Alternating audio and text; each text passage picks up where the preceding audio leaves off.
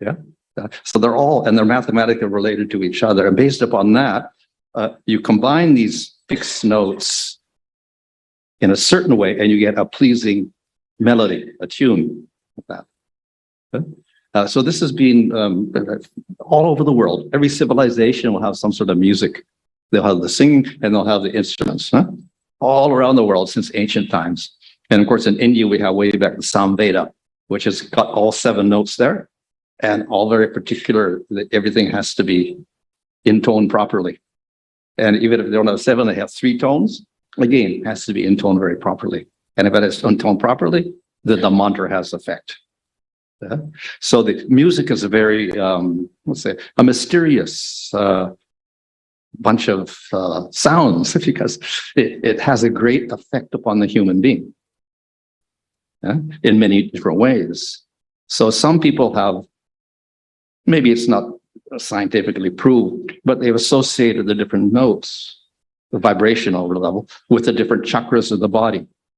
So we have the 7 chakras of the body, and they're all vibrating at a certain rate, and each one is associated with a different note, different vibration also. So that we can get, and of course the chakras are also have to do with, from the basic chakra, which is, let's say, survival, things like that. And then we go the next chakra, which is a little bit more interrelational, sexual, etc. And then the Manipuraka chakra, the navel, is more digestive and things like that, but it also holds negative values in it, negative emotions. Then we get the heart chakra, which is very important because it has higher emotions. Then we get the throat chakra for communications, reaching out to others. And we get this one here, which is more spiritual, the third eye, and the one on the top, which is very spiritual. So we go from gross material to all the way up to the spiritual, kind of an evolution in your body from one chakra to the other with the different vibrations of the chakras, which are also, according to those who can see your chakras, are actually, they are chakras. They're wheels. Just like in a watch or something, a little thing is going around. So you got the little chakras spinning around on all your, up and down your spine at different vibrational levels. Yeah. And if they're off, you get sick in that area. It's too slow, too fast, wobbly, irregular, whatever, then you'll have problems in that particular area of your body. Or you'll have emotional problems associated with that area, or both, because the emotions and your sickness are related together. So by getting the right vibration, then you can, again, rectify your chakras and then rectify your physical and your mental states. So there's a, we call this sound therapy. Some people develop sound therapy. I think there's somebody in Mysore, one yogi does a sound therapy with the different sounds to correct your chakras like that. It's interesting. Like that. So that's just the individual notes. Now we put the notes together and we get music. It's not random, just all the notes. The notes may be fixed notes, but if they're just randomly done, it doesn't mean too much either. So when they're put together in a nice sequence, there's a certain rhythm, then they become very attractive to the ear and the mind. So that's what we call music. So music has been developed by all societies also. And it's very interesting because even science has shown that music has a very great effect on life. So they did experiments with plants and music. So we have some classical Western music or some ragas playing. The plants grow nicely. Then we put on some harsh, rhythmic rock, heavy rock music or metal music, and then the plants get all stunted. So they've done many experiments like that, sprouting seeds, growing plants, etc. And they found that certain types of music, as the plants, even though they don't have any nervous system, they don't have any ears, they don't have any brains, but they respond to different types of music. Yeah. So obviously animals must also, so they experiment with rats or mice or whatever. And then they found the same thing, that the music had an effect on them. So in Tokyo University, they got they did surgery on some mice, heart surgery, and then they measured how they get healed. So they had some having some nice, classical Mozart music or whatever, and then they healed more quickly. And then they got some other, with no music or just a single tone of music. Slow. Didn't heal so fast. Yeah? And then they did experiments with mice, and they give them some, heavy music or whatever like that, or some voodoo music or heavy rhythmic music like that. And they get the mice to listen to that for 2 weeks, and they went crazy. They started eating each other up. So that's the effect of music, some types of music on human beings. Now, we do know in the modern world that some of these people, they're really addicted to music, and they're in these discos all night, and bang, bang, bang, all sorts of crazy sounds coming out. So you can imagine what the effect is having on their brain. Because the mice, they went crazy. They started eating each other up. On the other hand, if the mice had the nice music, the calm music, whatever, relaxing music, their IQs improved. They had a maze, you go through the maze to get the food. So the mice that got the good music, they would go quicker. They figured out everything much quicker. So it affected the IQ of the mice and the behavioral patterns of the mice, the type of music they had. They did it on human beings. So, obviously, we're probably going to have the same effects. So they did experiments with, relaxing music and on human beings, and they found that those people that had relaxing music, then they healed quicker. And the reason was, they said, the cortisol levels get affected, and cortisol it's good in one sense because it excites you, and when you're in a stressful situation, the cortisol goes up. And when you're in a stressful situation, then you react very quickly, like an animal when they're in danger. Then they run away, or they'll fight, one or the other. But it's not good long-term to have high cortisol levels. It starts destroying your immune system. Your cells start reacting negatively. So ultimately, your health decreases like that. So they found that this relaxing music lowered your cortisol levels, and therefore it helped the healing. Where you have other type exciting music, then cortisol levels went up, and you wouldn't heal so fast. So we see in the modern world, a lot of this popular music is this loud, loud music, we're going to say, with very rhythmic and whatever, not too subtle. And it increases the cortisol. And what the cortisol does, it also creates an addiction. Once you get the high cortisol, you want more high cortisol. So that's why people who get into that music, they want more music and more music and more music, want to go to more discos and more, events like that. And they get addicted to all that. But then what happens is it ultimately destroys your system. This is the problem. So this is just the effect of music on people. So music, sound is very important, and they use sound as a weapon. So they develop weapons. They haven't probably used them so much, at least not obviously, but they have created weapons, a lot of countries in the world, that can induce paralysis, vomiting, seizures, and things like this. So they just blast this sound at you. Everybody falls over in convulsions or something. So sound is very, very powerful. But this is material sound. We can think of it also in terms of the gunas. In the Bhagavad Gita, we have sattva, rajas, tamas, guna. So of the sattva is the best. And what's the nature of sattva? It's maintenance, restoration, balance. So that's good for your health. Rajas is active, passionate, creative. Tamas is destructive, like that. So we can put everything in categories. So food also is vibrational. Also, food's got vibrations. So sattvic food is good vibrations, maintains your body. Rajasic is very stimulating. It's very, very thrilling at the moment, but long-term suffering. And then tamasic is suffering from beginning to end, basically. So you could classify everything like that: your food, your type of exercise you do, your worship, your knowledge, the type of actions you do, your values, etc. And you can put the music in the same place with the peaceful music, which relaxes you and helps restore your system and your gives mental peace. Then we got the stuff that excites you, like we see that all armies of the world, even in the modern day, they'll have a band, yeah, with the drums and the horns, bang, bang, bang, bang, bang, bang, bang, like that. So that's because they want to stimulate you. And they realized this in ancient times because we see the Romans had this. The Romans were there and they have the whole guys with them banging the drums all the time as they march down the road. So this is to keep the cortisol levels up, so they keep marching. And so they'll fight, like this.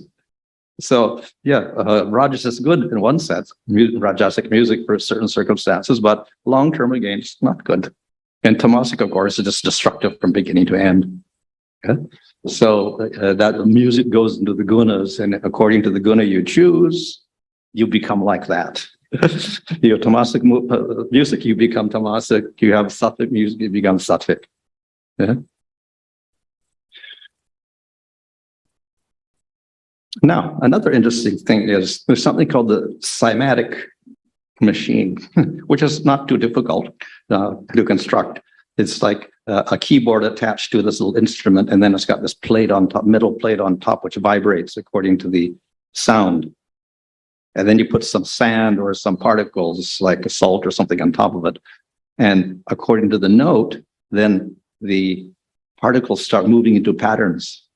So in other words, sound also, the notes of the scale will have form, not just like sound like this, but they have a form. Now this is a 2D form, like this. So the notes of the scale will have a form to them, which we don't actually think of music as having a form. We just think of sound going in your ear, but actually has a form to it, all the notes. And when you go from one note to another, then this pattern keeps changing all the time, like this. So when you have a cymatic instrument and you have a whole musical composition playing, you see all the different patterns that are formed by the music as the different notes are played. So sound itself has form as well. Now this is 2D form, but it's probably in 3D or more dimensions, but we can't even capture that. But then each particular note has a particular form to it as well. So it's a little more complicated than we think. Now, this is only material sounds. I'm not talking spiritual sound yet. Only material sound, but it's very much more complex than we think it is, and the effects on it is so weird. All sorts of weird things like this, even a demon. So, if you become a little Vedic, then we have mantra. Mantras are sounds, combinations of particular sounds which have particular effects. Now you can also diagram the mantra. That becomes a yantra. Yeah? So we have our Krishna mantra that you get in second initiation, the 18-syllable mantra. So there's also a yantra to go with that, which is a diagram, like something like this. Of course, this one doesn't have the mantras engraved in, but those ones usually have mantras in them. But anyway, the yantra is basically a two-dimensional representation of sound. Right? And actually, all the yantras ultimately represent the whole universe. Because you see the structure here is basically, it's actually like a Bhumandala with Mount Meru in the middle. And then the dweepas around it. Like this. So this is this very basic structure. And we have all sorts of things like this. And the idea is to understand that the whole thing is very symmetrical. The universe is symmetrical. So we have the 5th canto of Bhagavatam with all these descriptions of Mount Meru in the middle, and then the Varshas going one out, and then each is 2 times bigger than the other, and we have oceans and land and oceans and land. And what does it all mean? It's all a very symmetrical arrangement of things. Yeah? And that's the universe. And that symmetry is reflected, let's say, in the music and things like this. And it's also even in the universe itself, in the galaxies. The same order is there in the seashell or in the pine cone or in the sunflower, whatever. We'll find the same mathematical principles of symmetry at work everywhere in the universe. So getting onto form and music. Ragas are a selection of those notes, sa, re, ga, etc. It could be 5 notes, 6 notes, 7 notes. They could be tivra or whatever. Komala also. And you get all sorts of different ragas, which is a combination of those notes. And then out of those selection of notes, then you make a melody and develop the melody. That becomes classical music. But the ragas also have form. So if you learn music, then there's a little verse that goes with each raga, a Sanskrit verse, and it describes who is that raga, or it could be a male or a female, man or a woman. So they may be bluish in color, or blackish in color, or gold in color, or white in color.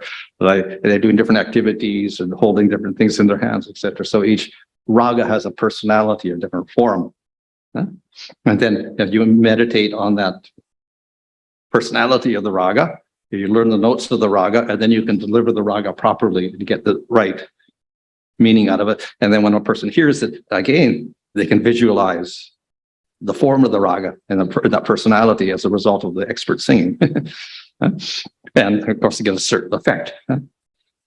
This is just a raga there, you see there? That's the Hindola raga. And what is it? Swing. Krishna on a swing. So some are kind of spiritual.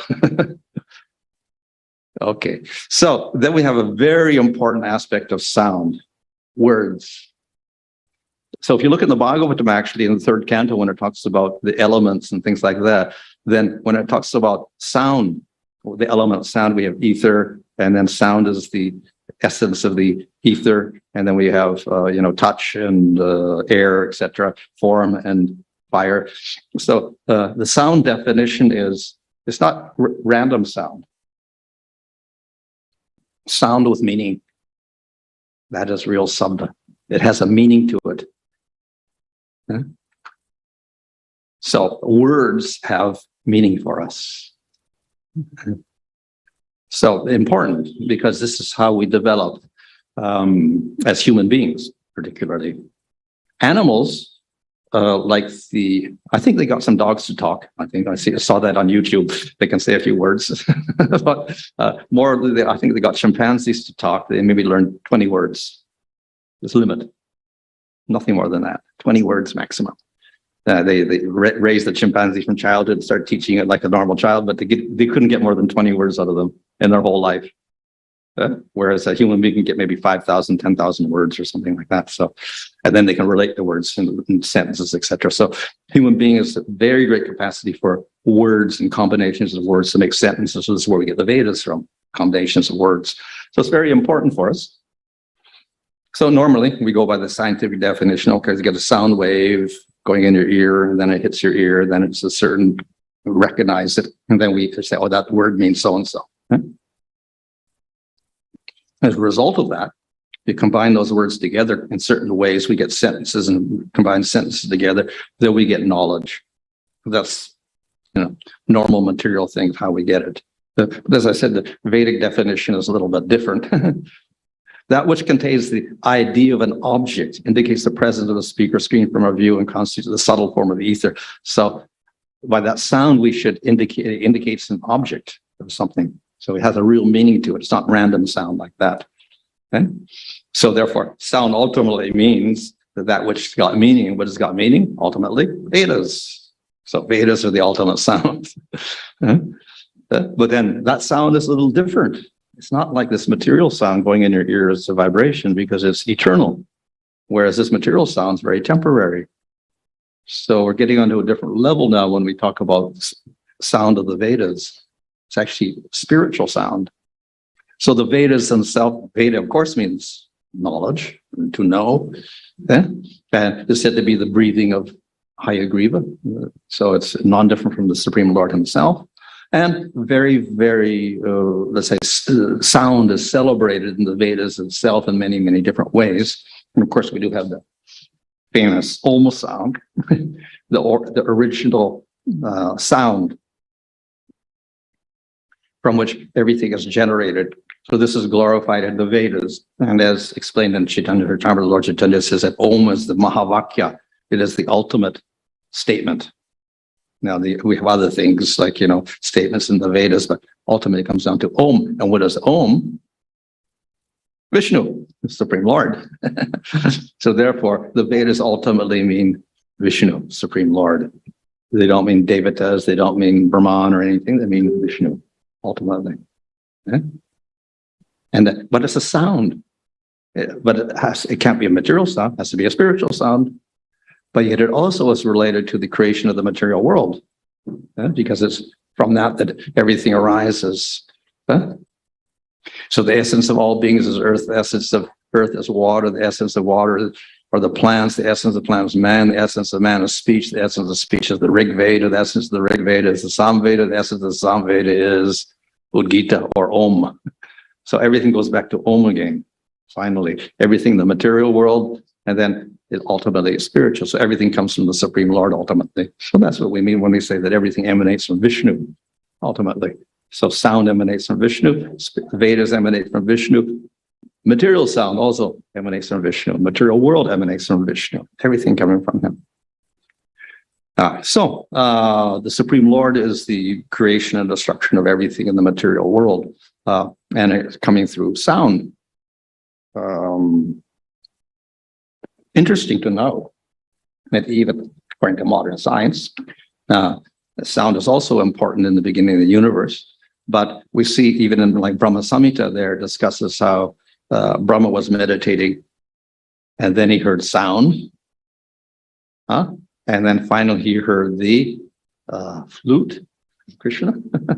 And from that he got the Gayatri mantra. And through Gayatri mantra, then Brahma was able to create the material world. So everything began with sound again. Sound of the flute, turning of the Gayatri mantra, and then finally Brahma could create the material world. Yeah. Okay, anyway. So through that, Brahma was able to carry out creation. So, as I said, even science somehow thinks there's sound at the beginning of everything. Sound waves that rang out in the early universe sculpted its structure, the best measurement yet is their imprint on galaxies. It's a boon to deep energy studies. About 30,000 years after the Big Bang, matter collapsed around dense seeds of dark matter. Outward pressure from photons caused the collapsing matter to rebound, creating acoustic waves that sound. So at the beginning of creation, we have this huge sound coming out, probably Om. Okay, so let's get the spiritual sound now. That's all material sound. So spiritual sound. The word mantra, of course, means it's a sound, but it means to deliver the mind. Man from manas and tra for triate, to deliver. So it is sound which will deliver the mind out of material entanglement, out of material imprisonment. So how does a mantra work? Because it looks like it's material sound. And how can material sound get you out of the material world? How can a material process do something spiritual? Doesn't look possible. So the answer is actually it's sound, but that mantra is actually from the spiritual world. It's not from the material world at all. It's spiritual sound, not material sound.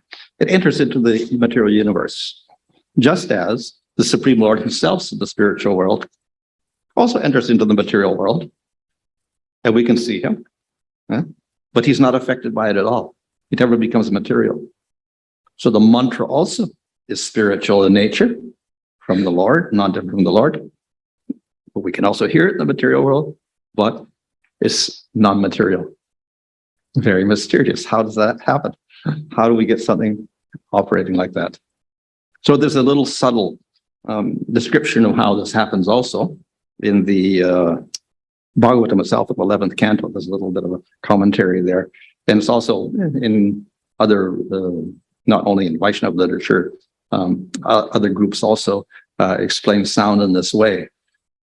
Its original nature is para, or spiritual. But then how do we access that spiritual sound so that we can hear it with our ear? So there's like a evolution of that sound so that we can begin to hear it and say it. So it's originally para, It goes through a little transformation, comes pasyanti, which you can kind of mentally kind of think about it with your mind. Then there's a madhyama stage where you can actually intellectualize and say, oh, that means, that sound means this. It's a certain word that I identify with that object. Like, so we can think about it a little more logically. And then we can actually begin to say it, vaikari. And when you say it, then you can hear it with your ear. So in other words, it goes through this evolution. The sound, spiritual sound, goes through an evolution by which it becomes audible to our normal, what we call material ear. And we can say it with our material voice. This also operates through the chakras. It goes from the base chakra all the way up to the throat chakra, then you can say it like that. So, but basically, the idea is it's para. So it takes on these different levels where it becomes accessible to our mind and our intellect and our senses, but it doesn't lose its spiritual nature. So that pink level at the bottom remains in spite of the fact that we can hear it with the ear. So that's what the mantra is. It appears to us to be just a material sound, but actually it's carrying that spiritual potency, which is its origin with it. And therefore it has spiritual effect on us. Huh? Like that. So we take it from the Vaikari level, we say it, and somebody hears it, and then again it goes back, and it goes, the para sound is there. And this will affect the Atma. And then the Atma gets connected with Supreme Lord. Huh? So basically, it's coming from the Supreme Lord in the spiritual world. We can say it, and then we can hear it, and then it goes back to Atma, etc. And then it connects us back to the spiritual world. So this is how it works. And it's all para operating. Huh? But we're operating through the material ear, so to speak, but that is picking up the spiritual sound also, and it purifies us, and it takes us to the spiritual world. So therefore, it remains spiritual in all cases, but it's mercifully accessible through our senses. So that's, of course, the theory. So people will say, well, yeah, that's all nice. It's all scripture and whatever, but how we believe all that? Well, mantras, whether they just look like sound, how can they be very special? So in the modern world, scientists, not devotees, but scientists themselves have done experiments with mantras also to see what these Indians chanting all these mantras, what effect they have. So they did experiments with mantras like the Gayatri mantra, etc. And then they did find out that by chanting these mantras, it actually had physically detectable effects of unwinding your DNA, for instance. If all your DNA gets tangled up, basically, that's not good for your cells. They begin to deteriorate. This causes aging and death, etc. So by chanting the mantras, it untangled all the DNA and put it in, let's say, cleansed it or whatever like that. But just by chanting some mantras. So it had a physical effect. Huh? Another thing is that I think 10 or 15 years ago, one scientist discovered these little things on your chromosomes called telomeres, little caps, little things at the bottom, at the ends. And if they're very small, it's not very good because that causes aging, decay, whatever, subject to disease, etc. And if they're very strong and big, then that means just stay youthful and healthy. Yeah? So it's a good way of, let's say, indicating your health by looking at your chromosomes and let's see if you got nice telomeres. Okay, good health, strong. And then you see, so it's a good way of indicating your level of health. Huh? So then the question will come, okay, so what do we do to get your telomeres nice and strong? Yeah? What's the thing to do? Yeah? So then they experimented with different things and they found out, yes, if you walk every day, good, it does something for your telomeres. Just walk every day, 10 minutes a day. So the one who discovered this whole thing, then she began to do walk every day, increase her telomeres, and it worked. So you can just a simple exercise can increase your telomeres. They tried food, like vegetarian food, very good. You get a 5% increase or whatever. They tried yoga, again, maybe 5%. They tried Qigong, which is a Chinese type of yoga exercise, but a little difficult for people to learn. So it's that way not so easy. They tried soft, relaxing music. Okay, 3% or whatever like that. They tried getting together once a week as a group and just discussing things together. Just like community, get a little human contact or whatever like that. Very good. They got 5% increase also. Just from that. Just having eyes to go see. So various things would increase your telomeres, and they could have they could physically measure this increase. So music was there, exercise was there, getting together, all these things. And then they tried kirtan. And they got 43%.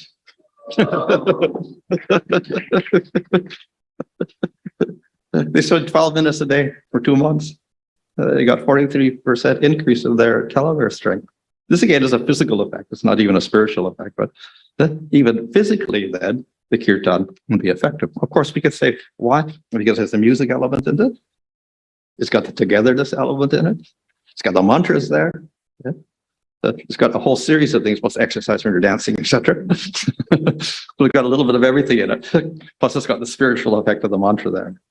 So that's, of course, a material effect, but it's measurable. Yeah? So, of course, on the subtle body, that's the mind, etc. Then they found, of course, that the mantras could affect your mind also because, it affects your breathing, and breathing is related to the mental state, etc. So they found that it operated on the subtle body as well. But, of course, we're interested in the spiritual level. Now, you can't measure that by mechanical means. The telomeres isn't going to measure your spiritual effect at all. But we can say the mantra does have physical effects, mental effects, and spiritual effects. So spiritual effects we cannot measure, but we have to go by scripture for that. What is the effect of the mantra? So, as I said, even in material sound is very mysterious and has various effects on us. And one of the things was that also sound had a form to it.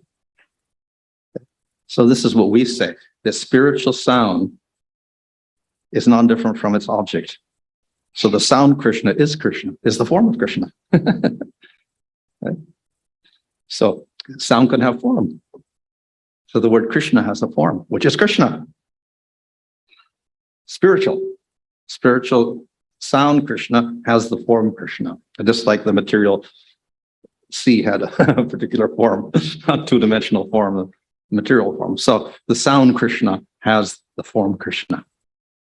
And if we perfect our chanting, then this is what we realize through the sound, the form Krishna. But we go a little further than that. We have Hare Krishna. And Hare is Radha. So we have Radha Krishna. So we don't just get realization of Krishna, we have Radha and Krishna realization.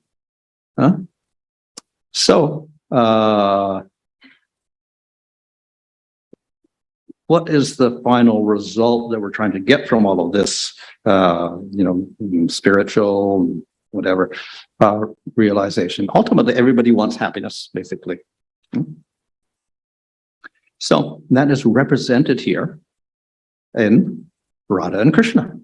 This is eternal love and eternal bliss. Yeah?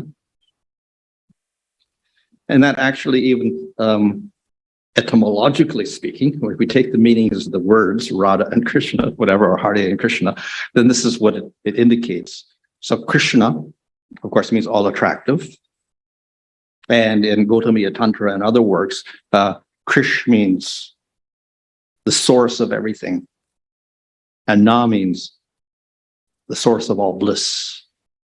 So Krishna means he's the most powerful because he's everything, plus he is the source of all bliss. So that is Krishna. So he's complete in bliss, etc. What does Rama mean? Rama means he who gives pleasure. Of course, Krishna gives pleasure to Radha. Krishna gives pleasure to the devotee. So again, we get bliss. Hare, of course, could mean Krishna who attracts everyone. Hari, he attracts everybody. But it also means Radha.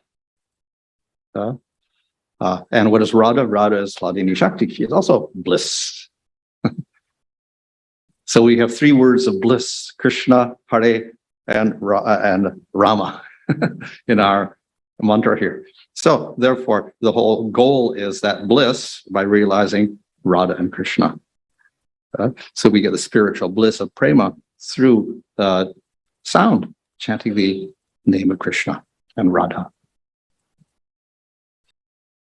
So the mantra, therefore, is not normal sound. It's spiritual sound. And as we've seen, it does have gross physical effects like telomeres, etc. Increasing, has effects on your mind, by relaxation, etc. But then the real meaning that we want is on the Atma or the soul. And what does that do? You get the bliss. You realize Radha and Krishna and you get the bliss. So therefore, acts on all levels. Your DNA level, your chakra level, and your Atma level. And this way, we end up with the highest bliss. So it's a spiritual in essence, even though it may be covered over, so that we can access it with our ear. And then we end up with our realization of Krishna. Okay, fine. Okay. Get to the spiritual world. Okay, fine. Any question? Maharaj, you mentioned about the person who is into musical therapy in South India. I just had something to share with you that probably might really make you happy. That person, he is like one of the most powerful musical therapists in the entire world. He heals thousands of people. His inspiration came from Vrindavan. Mm-hmm. He was sitting in the 24-hour kirtan for almost a month. Okay. And that's where he realized that music has powerful effect. And then he went and did the research. Okay, good.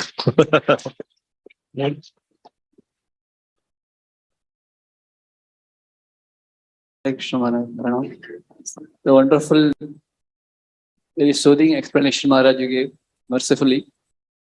I'm just thinking about this verse in the context of your explanation today. Atashre Krishna Namadina Bhavet Grahim Indriyahi Sevan Mukehi Jighvado. So, your explanation of this para till the fourth level, this Sevan Mukehi Jighvado, is it that the intermediate, the interface between para and the material senses? Rupa Goswami talks about seva or sevan mukehi jighvado. Even though first two lines he rejected that nabhavet grahim indriyahi, the material senses cannot grasp Krishna's form and qualities, name, form and qualities. Yeah. And he puts sevan mukehi jighvado. So is that any, this way also can we see this or any explanation on that? Yeah. So we start with, we have all sorts of bhakti to engage all the senses, like seeing the deity with our eye, hearing with the ear, and then we have kirtan, saying or glorifying the Lord with our tongue. So of all of those, the most powerful is kirtan. So that's where we begin our work. Now all are purifying, but as he says, you start with the tongue. So we could start with the kirtan. And through that, the para is there, even though we are impure. So we'll think it's a material sound and we'll say it like we're saying any other sound, and then we'll pick it up with the ear and think it's like a material sound also. But the para is there, but it's very powerful. So that's the most powerful way of getting the purification effect, in spite of the fact we may think it's material and take it as a material sound, either by pronouncing it or hearing it. So this, we begin with that. Saying it, and then we hear it and whatever, and then gradually we get more and more of the para effect upon us. And even if you don't know it as para, it works, as in the case of Ajamil. He said the name Narayan to mean his son. He didn't think it was spiritual at all, but what was the effect? All of his karmas were destroyed. So it had an effect. So the para of influence is there whether we know it or not even. And that's what makes the name so powerful. Hare Krishna. Thank you, Maharaj, for this nice presentation. Srila Prabhupada mentions in like different purports about like one should hear from the lips of the pure devotees, and you also spoke about the 4 levels of sound: para, pashyanti, madhyama, and vaikari. So nowadays we have like in the last 2 years especially, like we have many online classes where most people we hear through the medium of either pre-recorded classes or live online classes. So through this online medium, suppose can we access the para level of the sound of a pure devotee, or do we access the lesser levels? Yeah, that's a very interesting question because we find that, for instance, even with Prabhupada, those people who got to meet Prabhupada or to hear Prabhupada or talk to Prabhupada, they're considered more fortunate than those who maybe saw him at a distance or maybe just got a letter from him or maybe just never met him at all, but were alive and took initiation by mail. So those who got a little contact were considered a little more fortunate. So there is some power in direct contact, definitely. And we see that in the Vedas, you took a guru and you learned from the guru. So it was very direct. And there was no alternative anyway, because there was no television, there was no Zoom, there was no tape recorders, there was nothing. So there was no books even. It was all oral anyway. So you're forced to have immediate contact. And if the guru didn't say anything, you couldn't learn anything. And you had to go to another person. He wouldn't teach you either, unless you accepted him as a guru. Then you would get it. So by force, more or less, it was direct contact. So that's the most powerful of all. Yeah. Wow, wow, wow. What a scientific description of the japa, the sound effect in ourselves. Hare Krishna Prabhuji and Mataji, welcome once again to the World Holy Name Festival. We are celebrating from 17th to 23rd September. As I described you, today is a surprising day. So now it's time to reveal what is the surprise. Now, the speaker is coming next in our show is the surprise guest, you can say, because His Grace Hari Suri Prabhuji is the nectar of, you can say, devotion. So Prabhuji and Mataji, please welcome our beloved His Grace Hari Suri Prabhuji. Let me introduce you for my purification. Hari Suri Prabhuji was initiated by His Divine Grace A.C. Bhaktivedanta Swami Srila Prabhupada in 1972 in Sydney. In August 1975, he moved to Krishna Balram Temple where he served as temple commander. In November of the same year, he served Srila Prabhupada, His Divine Grace personal servant, for 16 months. Prabhu has served as governing body commissioner for Australia, New Zealand, and Indonesia. During his tenure as GBC, he oversaw the growth of ISKCON in the South Seas from 4 temples and ashram to 17, including 4 farming communities, 2 schools, and several restaurants. He was also instrumental in establishing branches of the Bhakti Vedanta Book Trust in Australia and Indonesia. He served as publisher for Back to Godhead magazine for a while and served on the Kirtan Standard Committee for many years. In 1986, he began the work of transforming the diary he kept while he traveling with Srila Prabhupada into a series of books known as Transcendental Diaries, which have become the prized passions of every devotee in ISKCON. He currently lives in Mayapur with his family and is instrumental in establishing the Bhakti Vedanta Research Center in Kolkata, where the ancient texts are being both digitized and preserved in the original state. So Prabhuji and Mataji, welcome the heart and soul of ISKCON, His Grace Hari Suri Prabhuji in ISKCON Kirtan Ministry organized this World Holy Name Festival for Kirtan Standard Seminar. Hare Krishna Prabhuji, Hare Krishna. please accept my most humble obeisances. Please accept mine. So, is there a particular topic? I was told that I should say something about Radha Rani and. Prabhuji, actually, this is totally up to you, but as Kirtan Standard is the topic, Prabhuji. Kirtan standards. Yes. Yes. well, in order to practice your chanting, there's obviously a lot of background to that. I was going to speak a little bit on that. It's really up to you. It's totally okay, Prabhuji. Okay. Yeah, So specifically name of Sri Radha Rani, you can go ahead. All right. Well, what I'm going to do is I got a couple of articles. I'm going to start off with a prayer to Srimati Radha Rani, Yes. and then read a little bit from Bhaktisiddhanta Saraswati Thakur. So we'll see how we go. So there's a verse which I have not got the reference for, but it goes like this. Radha Samukha Samsaktim Saki Sangam Nivasanim Twamaham Satatam Vande Madhavasraya Vigraham. O spiritual master, I continually offer my obeisances unto you, who are always in the presence of Srimati Radha Rani and very much devoted to her. You always reside in the association of her confidants, the gopis, and you are the abode of loving devotion to Krishna. So that's a nice statement about the relationship of the spiritual master and the gopis, of whom, of course, Srimati Radharani is the foremost. So, chanting the holy names, of course, the Maha Mantra is the ultimate activity for all the devotees. But going through my materials, I found this part of a seminar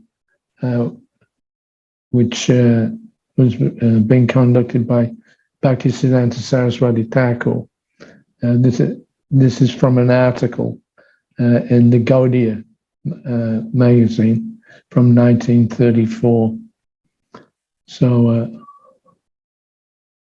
Bhaktisiddhanta Saraswati Thakur, he says that all these days we have not spoken about Leela. Why? Because this is our most confidential asset. This is our only sadhya, or perfection. But one should not make the mistake of thinking that anartha nivritti, or overcoming impediments such as lust and greed, is the prayojana, or goal of life. One who thinks like this will never enter into artha pravritti, acquiring one's actual need. For this reason, I'll begin speaking about Astakaliya Leela. I know that you are not ready to hear it, but we should know that such a transcendental ideal exists within the realm of devotion. This is why anartha nivritti is essential. After the realm of anartha nivritti is artha pravritti, or pure conjugal service to Radha and Krishna. This is transcendental reality. If we do not know of this transcendental realm, then all of our efforts may end in nivishesha vad, or impersonalism. Do not let your day pass in trying for anartha nivritti. Artha pravritti is also necessary. Anartha nivritti is necessary until artha pravritti has started. When artha pravritti is present, then anartha nivritti becomes unimportant. Artha pravritti becomes prominent.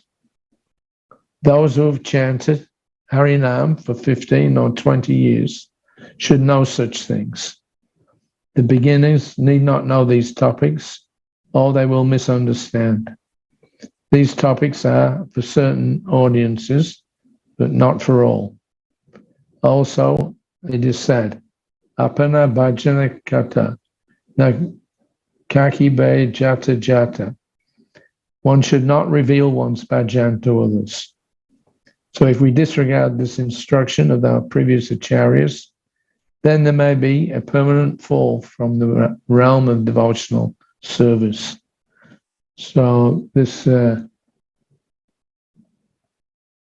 is a warning from Bhaktisiddhanta Saraswati Thakur that we have to chant according to the proper standards and be careful to always follow the previous acharyas.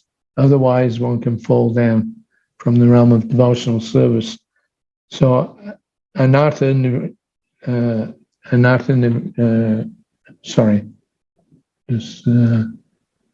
nivriti, he says, is essential.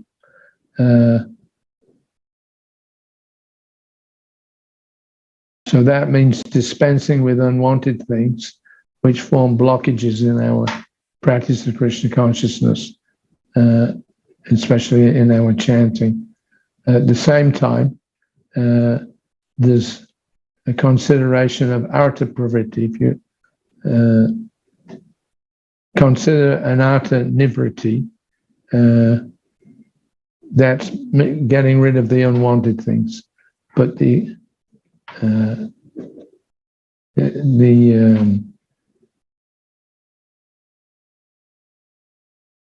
attainment of artha pravritti is what we're actually aiming for. So that's pure conjugal service to Krishna.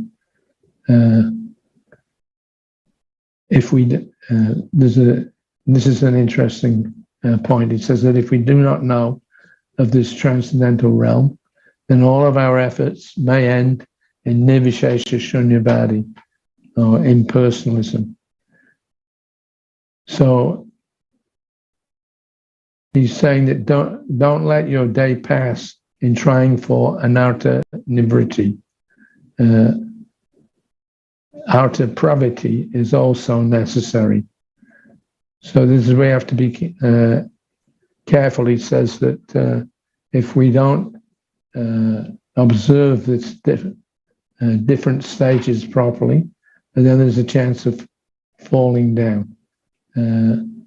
So on the one hand, there's a negative. Anartha nivriti means getting rid of those unwanted things.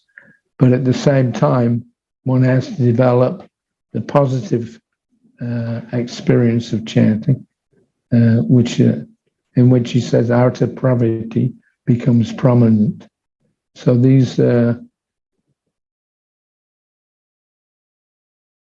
this is a warning in one sense, as he says, those who are practicing properly, then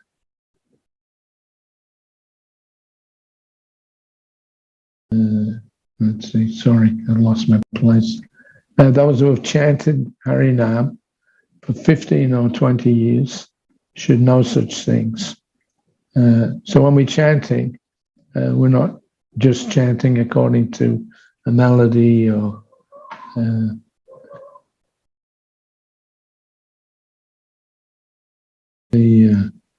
let's see. So in chanting, we're chanting for our own purification. He says here, one should not reveal one's bhajan to others. So it's very important that we keep focused on our own purification. And by doing so, then gradually the anartha nivriti is replaced with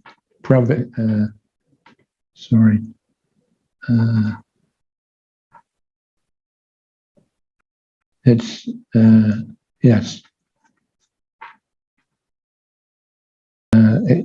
The focus of chanting is to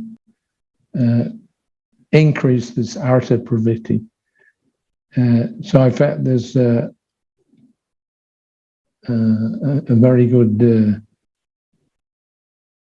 purport by Srila Prabhupada from the 10th canto, where he talks about engaging in practical service of the Lord. We're chanting, but we're not just chanting whimsically. We're actually trying to focus on developing a strong attachment in practical service. Not that we just sit down and we can chant.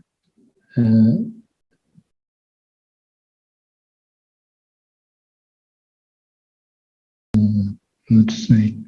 Okay, so this is a purport from Prabhupada's Bhagavata, where he says the word kriyashu, meaning by manual labor or by work, is important in this verse. We should engage in practical service to the Lord. In our Krishna consciousness movement, all our activities are concentrated upon distributing Krishna literature. So this is very important. One may approach any person and induce him to read Krishna literature so that in the future he may also become a devotee. Such activities are recommended in this verse. Kriyasu yash twach charanaravindayo. Such activities will always remind the devotees of the Lord's lotus feet. By carefully concentrating on book distribution for Krishna, one is fully absorbed in Krishna, and this is Samadhi. So there was, in the mid-70s, there was a bit of a debate going on about the importance of book distribution. And Rameshwara Prabhu, he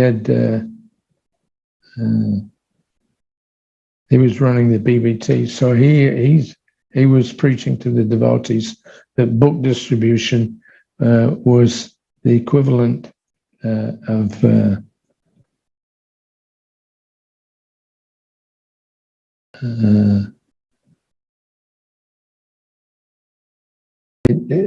it's the equivalent of the mood of Lord Chaitanya in introducing the conditioned souls to Radha, the concept of Radha and Krishna. So this is a letter from 1974. One of the devotees, Nandalal Dasi, she'd written to tell Prabhupada that she'd moved from one temple to Hawaii, and that she was engaged in distributing Prabhupada's books. And she wanted to know what was more important. So Prabhupada wrote back to her, he said, there's no question of taking other engagement. Distribution of my books is the highest kind of preaching, and thus the best engagement. So you can take it as Krishna's mercy that you've come to Hawaii and engaged there full time, as it is a very important place. The explanation given by Rameshwara that Sankirtan is Lord Chaitanya's Leela, which he compares to the gopis trying to engage others in Krishna's service, is the correct understanding. So that's the equivalent in the material world, our so-called material world, that we're trying to engage people in this practical service of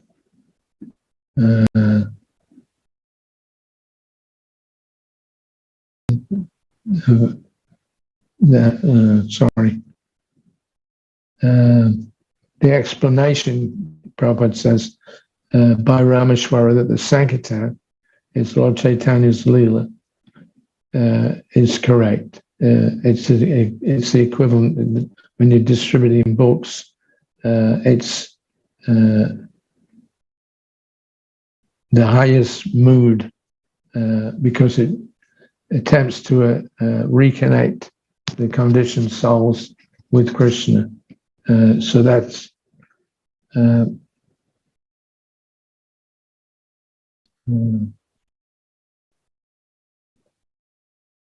okay. So on September the 1st, 1976, these are a few anecdotes, either from conversations in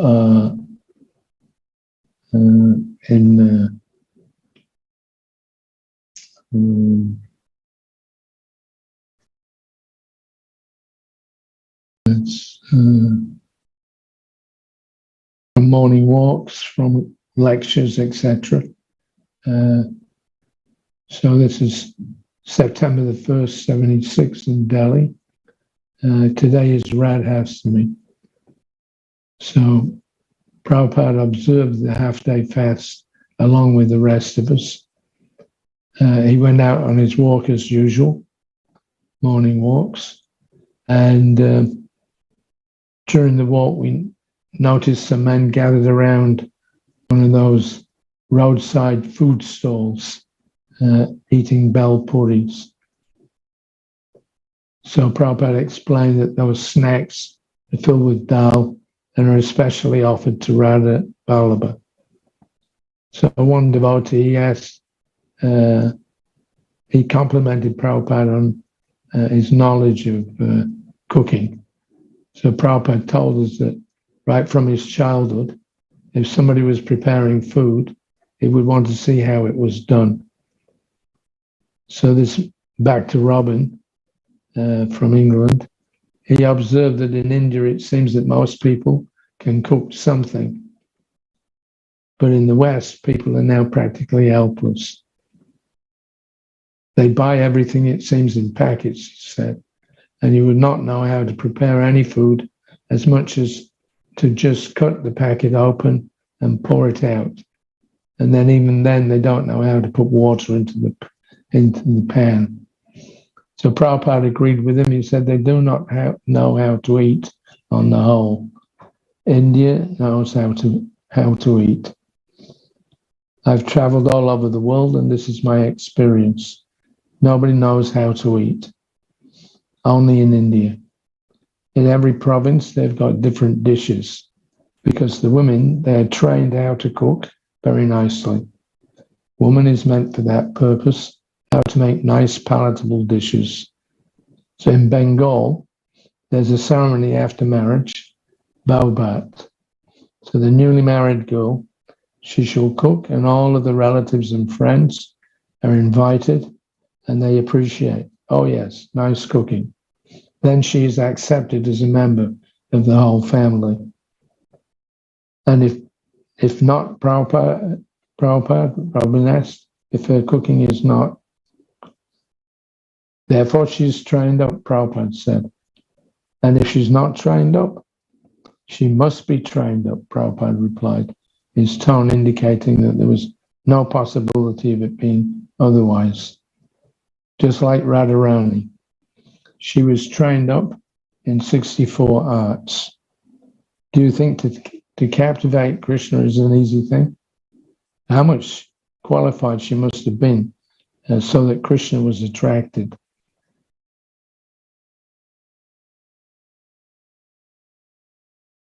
Let me see.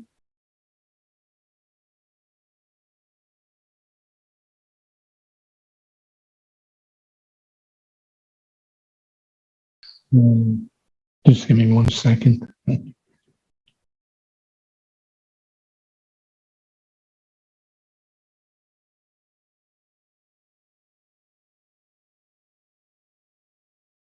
So this point about Radharani, she was the most qualified to cook for Krishna. There was a meeting Prabhupada had in New Mayapur in France in 1976. Prabhupada met with the Gurukul. At that time, there was about 30 kids in the Gurukul there. And Prabhupada had his secretary, Hari Kesh Maharaj, read out a portion from Canto 7, Chapter 12, verse 1, which described the principles of brahmacharya life. Prabhupada then said that the boys and girls should therefore be separated in order to learn how to control their senses. With a laugh, he repeated Saraswati, he mimicked Saraswati, Shyamasundara and Malati's daughter, who had once said, we have no sex with women. So Prabhupada laughed. He said, so she's innocent. She doesn't know. But if you keep them separate, then they remain innocent. He said the girls should learn how to be faithful to their husbands. And like Radharani, they should learn the 64 arts, such as cooking and painting. Then she can control Krishna. Bhagavan, who's the GVC there, he asked if the boys should learn how to cook also. I never said that, Prabhupada said. Why are you bringing that question? I said that the girls should be. Cooking is not boys' business, but cooking is not a very difficult art. If they want, the boys can do. There are so many, just like in the Bhakti Rasamrita Sindhu, it is stated how Radharani was qualified. So these things should be taught to the girls. If the girls are taught to give service to the husband to the greatest satisfaction, then there'll be no disagreement. So, pleasing Srimati Radharani, one of the essential activities, the essential activity in devotional service. On December the 10th, 1976, Prabhupada was at the Hyderabad farm. He had gone down there to inaugurate a Varnashram community. And he had started a program of prasadam distribution to attract the local villagers. That he was our men would hold kirtan in the early evening, about 7 o'clock, after the local population, who were mainly farmers, so they would come to our land. Our men would have some kirtan, and then they would distribute prasadam. So this particular day, December the 10th, was the disappearance day of Bhaktisiddhanta Saraswati Goswami Prabhupada, and we were all observing a half-day fast. So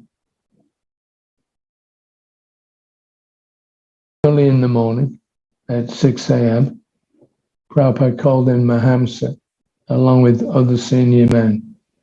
And he preached to him that things must be organized in the proper fashion. Otherwise, everything will be a failure. So what had happened was that the devotees in the previous evening had the kirtan. But when the prasadam distribution took place, it wasn't cooked properly, and Prabhupada became very upset. So most people, when they were given the prasadam, they were simply looking at it and throwing it away. And Prabhupada had sent me to get some samples of what was cooked, which when I showed him it, he said, spiritually there's no value and materially it is inedible.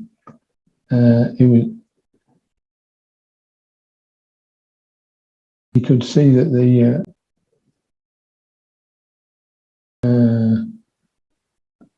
sorry.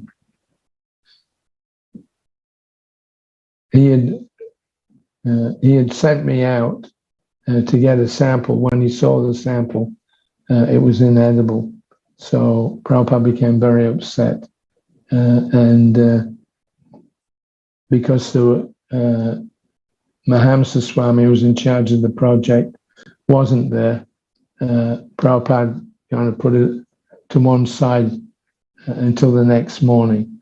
So in the next morning, at 6 a.m., Prabhupada called Mahamsa in with the other senior men, and he preached to them that things must be organized in the proper fashion, otherwise everything will be a failure. He told them, I'm not prepared to invest anything here if things continue as they are. You must make immediate plans for irrigation and vegetable and sugarcane crops. And then he took up the previous evening's disaster, and he told them, no one will come here because we are allowing a sweeper to cook. So the night before, Prabhupada had sent me around to look and see how things were going with the pandal. And when I went to where the open fires were for the cooking, I saw that the same fellow that had been engaged in the morning as a sweeper, means cleaning the latrines and things like that, he now was engaged in cooking for the devotees and the guests in the evening. Prabhupada was extremely upset. And he said, I'm not prepared to invest anything here if things continue as they are. You must make immediate plans for irrigation and vegetable and sugarcane crops. He said he was very grave. He said, it has shocked my heart that you can allow a sweeper to cook and then offer things to Krishna, such things to Krishna.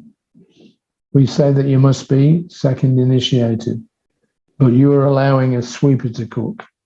This means that after 7 years, you are still a Malacha, Yavana. Your consciousness has not changed.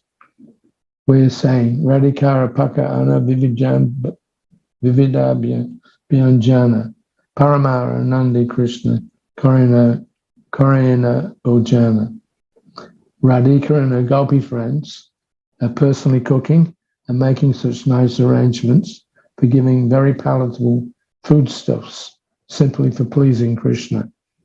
And you are offering such things cooked by a sweeper.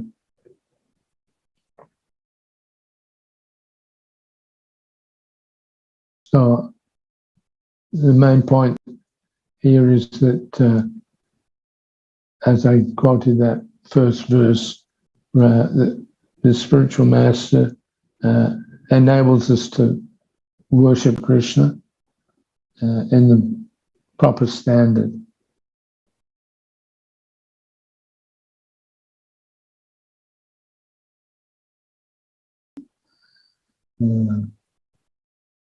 Okay, so Vrindavan life means attachment to Krishna. So this is December the 10th, 1975, in Vrindavan. For an ordinary man, a life devoid of family affairs is almost unthinkable. This is in the prayers by Prahlad Maharaj. Thus, Prahlad Maharaj's instructions to develop detachment from worldly affairs is very difficult to appreciate, except by those with a very broad understanding and a genuine desire to seek out the real meaning of life. Sitting on his asana during class, the perfect representative of the Goswamis, Srila Prabhupada explained how painless this process can be simply by directing the inherent tendency to form bonds back towards Krishna.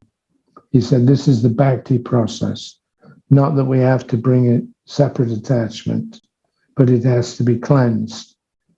So that is described in the Narada Pancharatra. Savapadi Vinimuktam Taparatvena Nirmalam Rishikesha Rishiken Sevanam Bhakti Uttamam. Consciousness is there, attachment is there, but it's been covered by so many designations. Just like we've got a feeling for raising children. So attachment, that is attachment.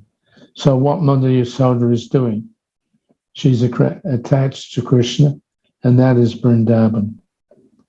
The same thing otherwise. Vrindavan life means all attachment to Krishna. Mother Yasoda is attached to Krishna. Nanda Maharaj is attached to Krishna. The cowherd boys are attached to Krishna. The cows and calves are attached to Krishna. Radharani is attached to Krishna. The trees are attached to Krishna. The flowers are attached to Krishna. The water is attached to Krishna. That is Vrindavan. Vrindavan means the central attachment is Krishna. So this is Vrindavan. If you can create that central attachment for Krishna, then that is Vrindavan. Then you can create Vrindavan anywhere, any family, any society, any country. Just make the point of attachment Krishna, and that is Vrindavan. So that is required, and that is the Krishna consciousness movement.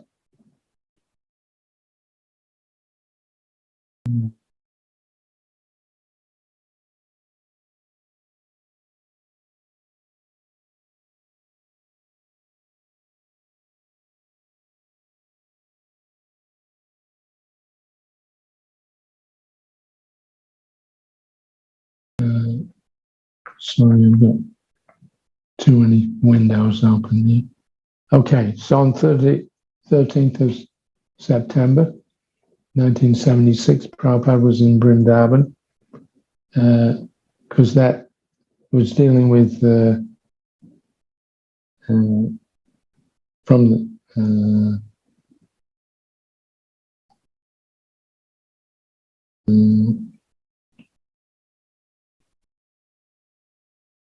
that's dealing with Ashvatthama, the capture of Ashvatthama and Draupadi's lament. So Prabhupada said that it was natural for Draupadi to lament, even though she and her husbands were directly connected to Krishna, they still had to undergo suffering. Not that because one is Krishna conscious, Prabhupada said, that there'll be no material suffering.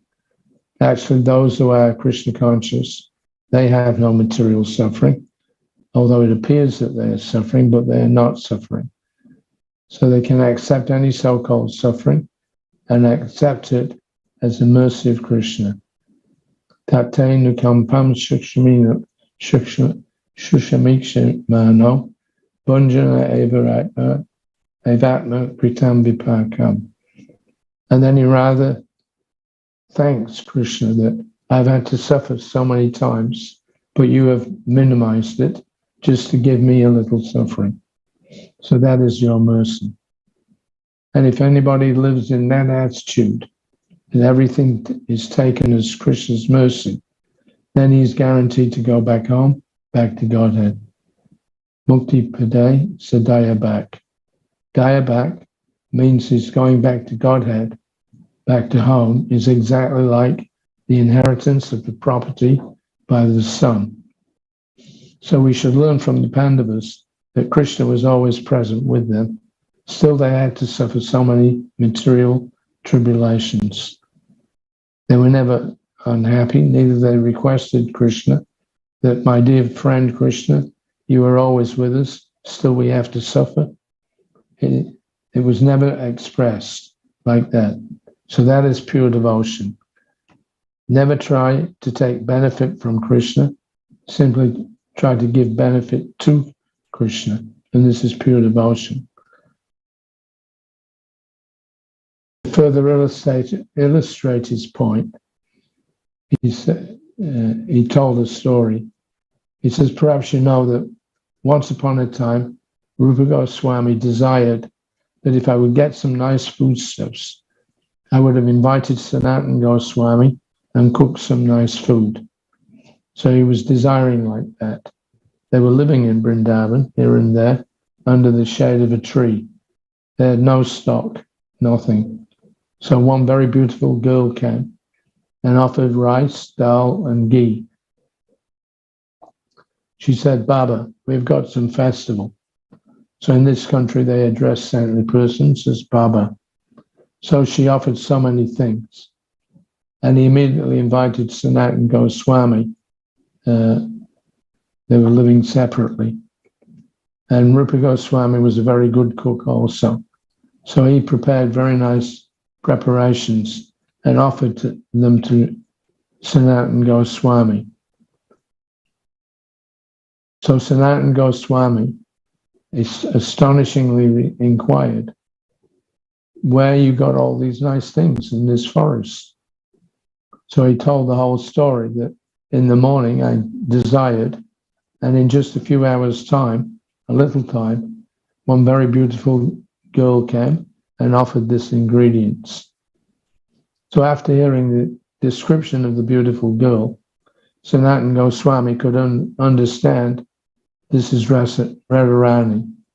So immediately he chastised Rupa Goswami that you have taken service from Radharani. This is not good. We are trying to give service to Radharani, and you have taken service from Radharani. So this is a Vaishnava consideration. They're firmly determined not to bother Krishna with anything, simply to serve him, anukulyena Krishnanushalnam. Similarly, Krishna also finds the opportunity when to serve his devotee. So this is a reciprocation. The devotee wants to serve Krishna without any return, and Krishna also wants to serve the devotee whenever there is the opportunity. This is a transaction of love, not to take anything in return. Yet, he continued that although the Pandavas were such brilliant examples of surrender to Krishna, Prabhupada told us that here in Vrindavan, there are devotees whose devotion went even beyond theirs. He said, the topmost surrendered devotees are the gopis.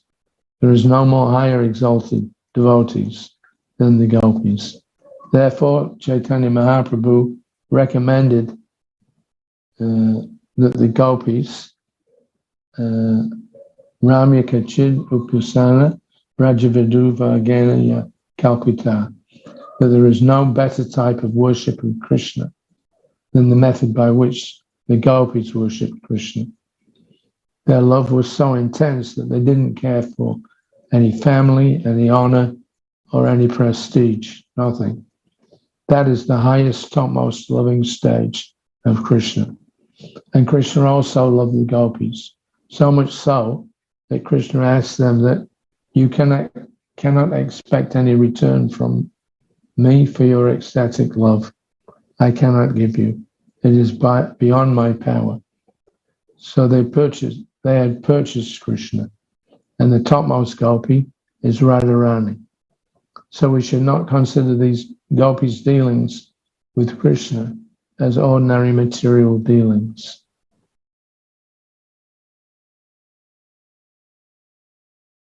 So some other aspects of their interaction. October the 1st, 1976, Prabhupada was in Vrindavan, again doing this section on Ashvatthama.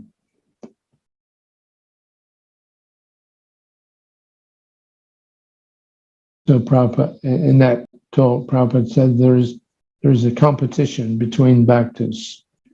It is stated in the Chaitanya Charitamrita between Radha and Krishna. Krishna is being enlivened by seeing Radharani, and Radharani is becoming more beautiful by seeing Krishna. It's a competition. This is described in the 4th chapter of Chaitanya Charitamrita. So it's transcendental sporting between the devotee and the Lord. It is not nivashesha bad. The Lord wants to see how he is my pure devotee, and the devotee wants to see that I'll not accept anything from Krishna. I shall sacrifice everything for Krishna. So this is devotee, and that is Krishna. The following day or 2 days afterwards, October the 5th, beyond this, Prabhupada pointed out, he was giving some example in his class. So he said that the wife is considered to be not different from the husband. Again, the wife is considered ardangini. I think in English it is also said better half. Wife is considered half the body, the left-hand side half. Perhaps you have seen the picture of Krishna and Radharani, one body. The left-hand side is Radharani, the right-hand side is Krishna. And Jiva Goswami has explained this. Radha Krishna pranaya vikritir ladini shaktir asmat ekatman vapi. Radha and Krishna, they are one. But for pastimes, they have become two.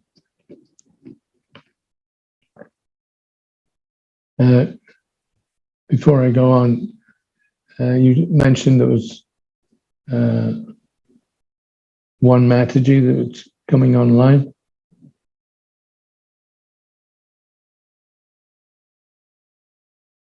Paul?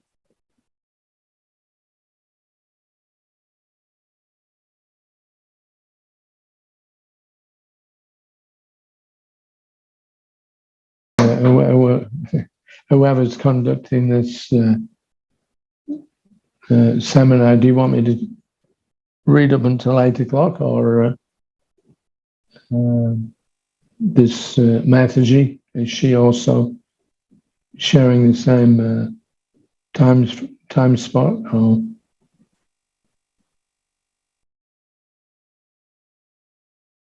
Shiji Mataji, what should we do? I'm asking is that Mataji is also making a presentation in this time slot.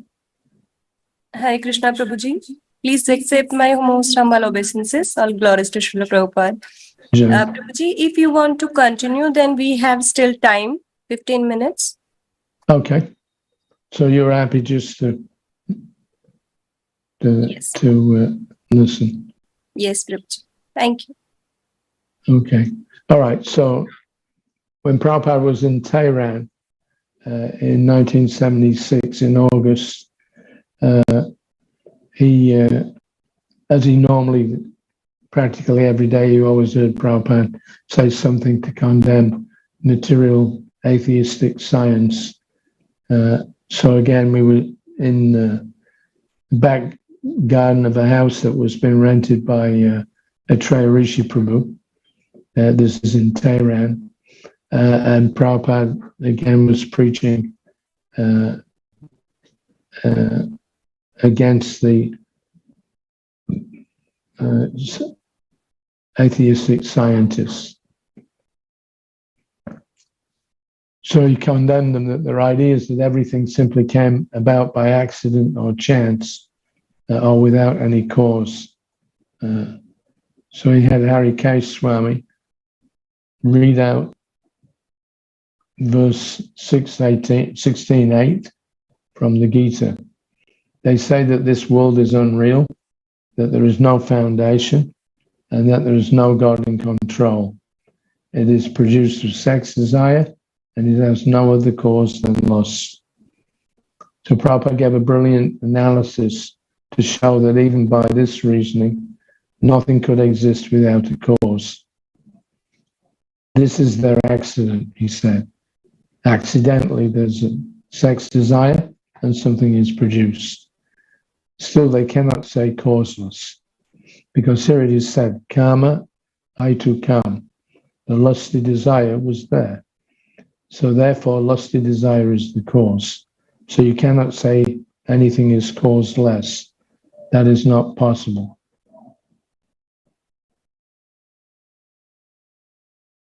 You have to search out where from this lusty desire has originated. That is karana. Find out one cause after another, after another, after another. And you'll find Sava Karana Karanam. If you go on searching out, you have to find out this cause. Because you were saying that the lusty desire is the cause and nothing else. But if you were a philosopher, then you must find out where the lusty desire comes from.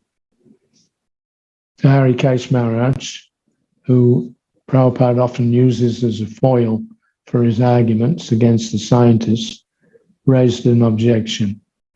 He said, well, it comes from a certain combination of material ingredients. That's all right, Prabhupada said, but that does not mean that means cause after cause. You have to find out the combination, how it came.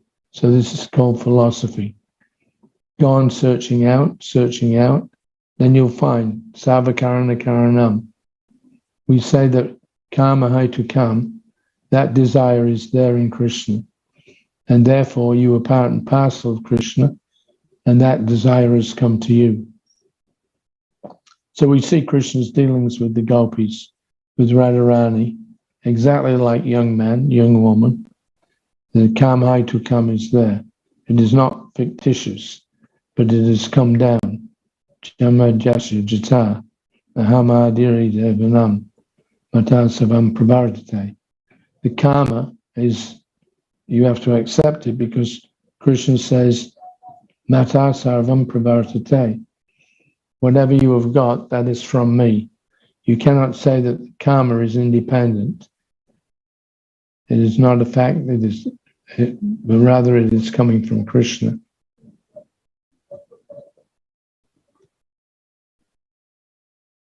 So that combination of Radha and Krishna, that's the Adiras. Prabhupada explained this when we were in Vrindavan in September of 76. Prabhupada explained that because all desires are coming from Krishna, everything we have to experience, everything we have experience of is there in Krishna, in God. Therefore he's God. Not that there's some minus something. There is nothing minus. Everything, akila rasamrita sindhu, rasovai sa. He is the reservoir of all rasa, all humor or mellow. So this is also a mellow. Sometimes cruel men, when they take pleasure by killing. I have seen it. One hotel man was cutting the throat of a chicken, half cut, and it was throbbing, jumping. So his child was crying because he could not see such a horrible thing. And the hotel man, he was laughing and pacifying the child. Why are you crying? Just see how he's throbbing and jumping. So one subject matter, that rasa is different, and the humor is different. He's enjoying one rasa, the father, and the child is crying. So that is also another rasa. So the whole world is full of rasa. Sex life is called adiras. Adiras means conjugal love. So this whole world is existing on mituni bhava, sex. So where from it all comes, this adiras? Vishwanath Chakravarti Thakur is described in his comment on Bhagavatam in the beginning that Krishna is the origin of Adiras Jamadhyasya. From there, this Adiras is generated. So that is Radha Krishna. So everything is there. Otherwise, imperfectness. So as there is Adirasa, Krishna is enjoying with the gopis and Radharani. Similarly, he enjoys with Bibhatsa rasa or Vira rasa or killing. Killing is also Vira rasa. because he has the reservoir of all rasas. So don't think that this violence or fighting is bad. No, nothing is bad when it is utilized for Krishna. And nothing is good when it is utilized for our sense gratification. So Prabhupada explained that Radha Krishna Leela is very difficult to understand. This is September the 9th, 1976. Prabhupada spoke about the many false renunciates wandering in Vrindavan's sacred precincts. He said, they live in the forest, naked, renounced, eating fruits, but debauchee number one, Markata Vairagya, monkey renunciates. There are so many Vairagis, Markat. Bhaktivinoda Thakur has said, Eta Kali Chala. Here is a disciple of Kali. Naki Tilak Galai Mala. But he's got tilak on the forehead and neck beads on the neck. But he is Kali Chala, number one disciple of Kali. So you know this song, Kali Chala? He gave a little chuckle as he cautioned us not to broadcast the fate of such persons, lest it got us into trouble. But he said that it was a fact that those who live in Vrindavan and behave like monkeys will take their next birth as monkeys. Then next life, they'll be liberated. In one life, he said, all their sinful activities will be punished. Because as soon as animal life is obtained, there is no more further record of the sinful life. The animals cannot make sinful activities more than what is destined by him. But their sinful activity is not taken into account. For this man who is offered this monkey's body, he suffers the inconvenience of monkey life. So his sinful activities are counteracted, and because he came to Vrindavan and lived in Vrindavan by the mercy of Rani, the next life, then he'll be liberated. That is the glory of Vrindavan Dham. Otherwise, what is the explanation of these dogs and hogs and monkeys in Vrindavan?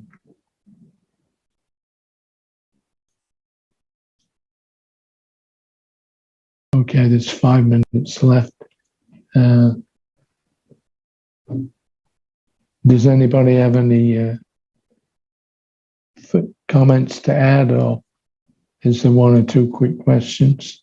Or are you not doing questions and answers in this format? Hare Krishna. If you have Yeah. any questions, then please raise your hands so you can ask directly to Prabhuji. Right now, I can't see the hands, so you'll have to tell me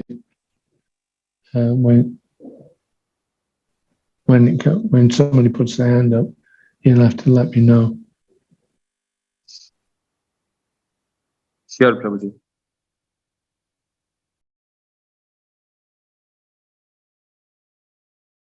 I think there is no question, Prabhuji. Okay. I have to apologize. I'm a bit 2 sheets to the wind, as they say, at the moment.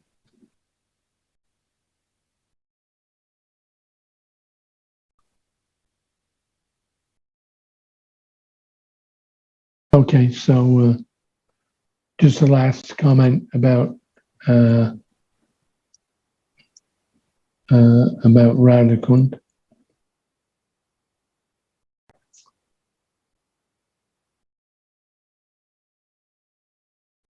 Let's see. So this is Chaitanya Charitamrita Adi Leela 1.5. The Radha Krishna Pranaya, loving affairs of Krishna and Radha. This is not an ordinary thing. When you worship Radha Krishna, so we're not fit for that. We shall think ourselves as servant of Krishna, eternal servant of Krishna, under the guidance Adogo Vashrayam. So if we want to do something, we must inquire from the Guru. We must follow. We should not manufacture things that this way I will be able to satisfy Krishna. No. If I discuss about Radha Krishna Leela in my neophyte stage, Krishna will be pleased. No. You must first of all purify yourself by the regulative principles. And when you are completely freed from material conception, then you can understand what is Radha Krishna Leela.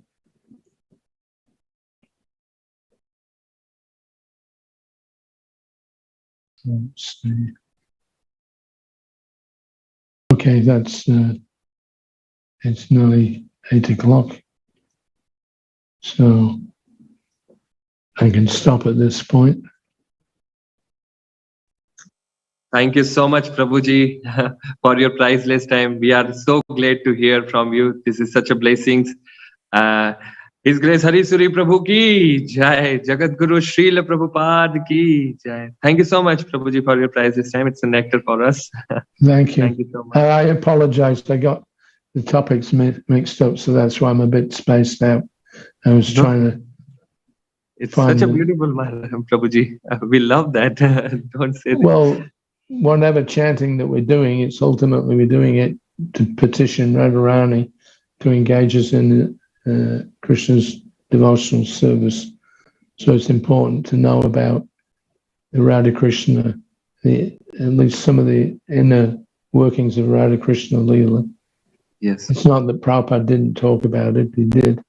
But artificially, sometimes devotees put too much emphasis on, particularly on Radharani. Yeah. So, okay. Yes. All right. So thank you very much. Thank you so much, For Prabhuji. inviting Thank me. you so much for the time. All right.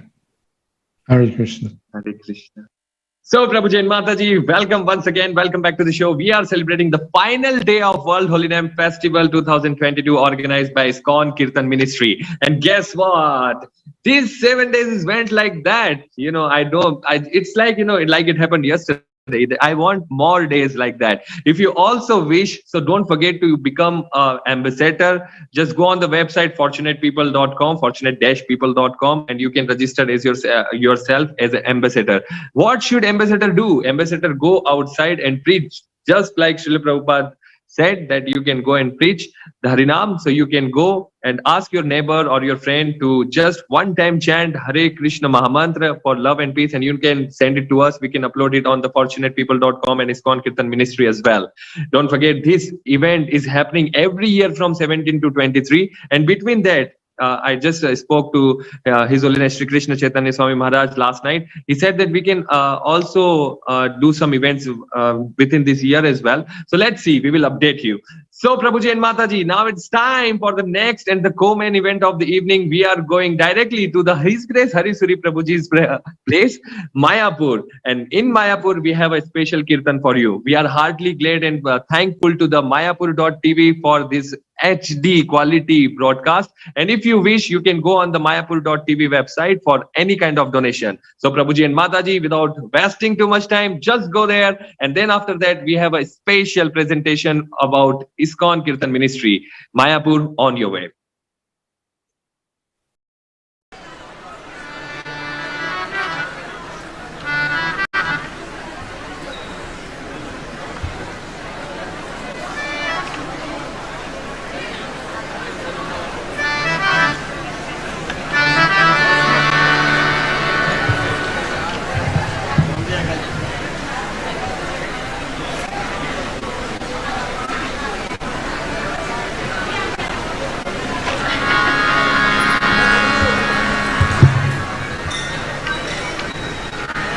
Shri Radha Madhav की जय, शिला प्रभुपाद की जय। हरे कृष्णा हरे Krishna Krishna Krishna Hare Hare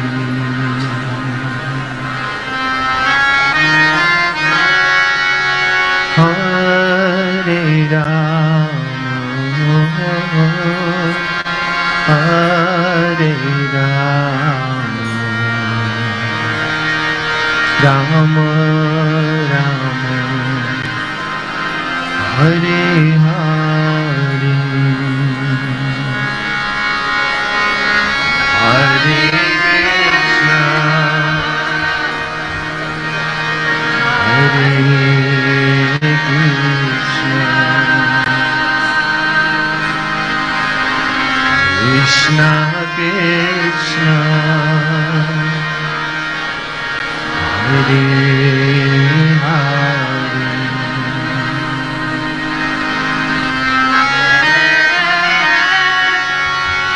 Rama Hare Rama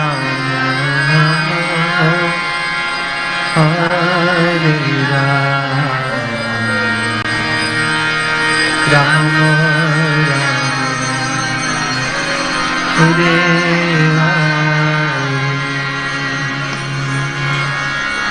Hare Krishna Hare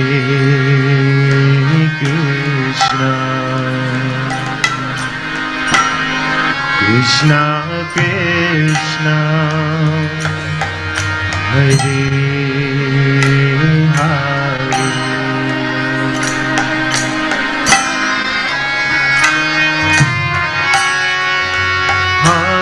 Hare Rama Hare Rama Rama Rama Hare Hare Hare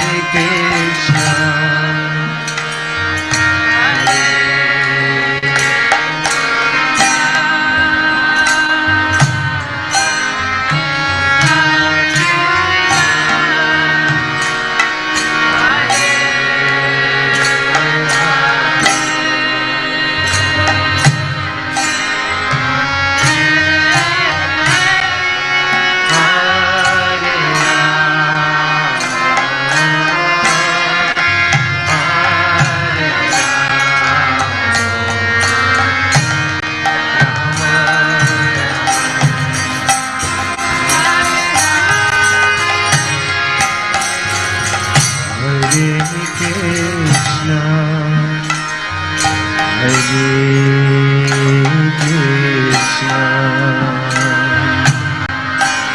Krishna Krishna Hare Hare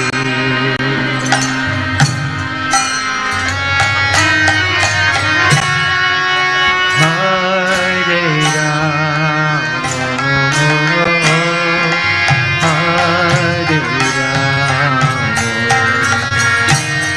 Rama Hare Rama Rama Hare बोलो बोलो हरे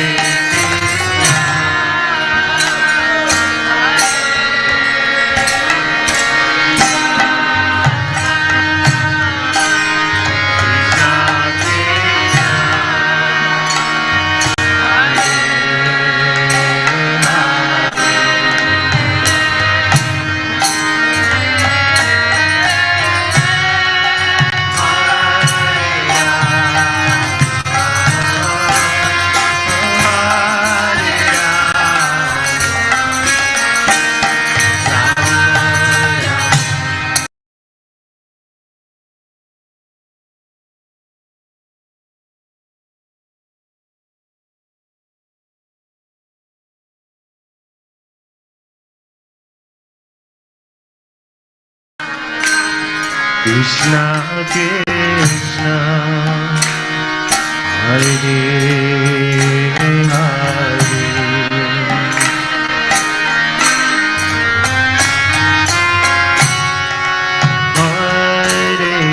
Rama Hare Rama Rama Rama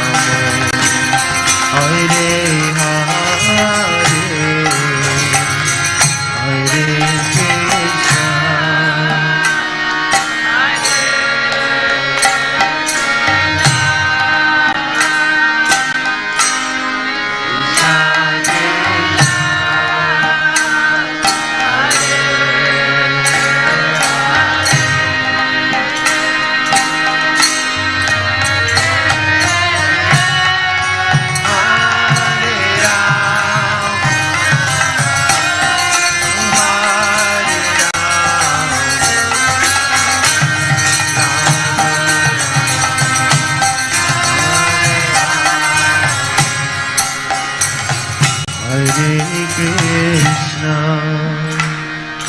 Hare Krishna.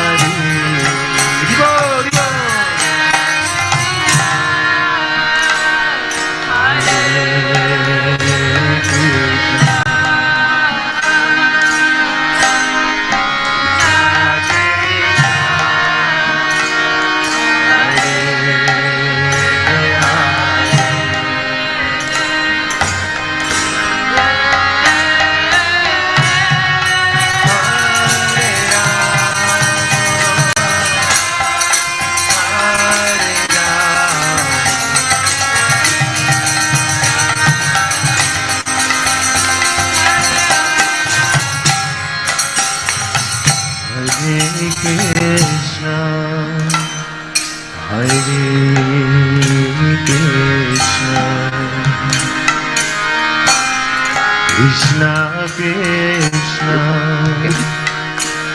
Hare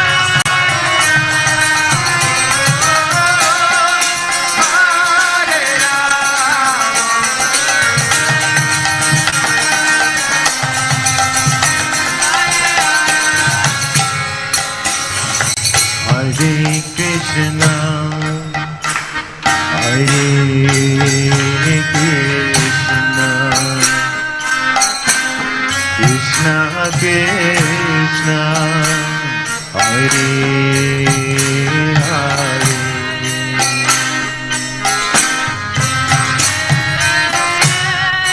Hare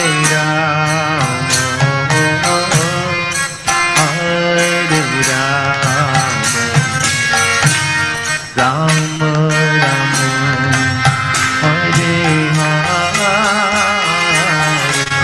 Hare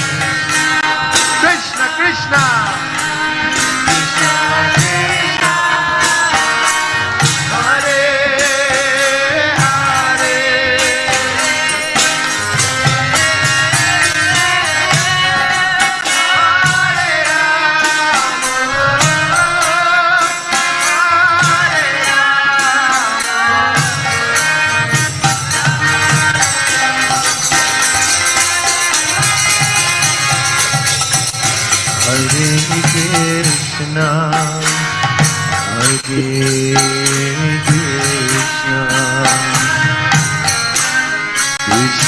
Krishna Hare Hare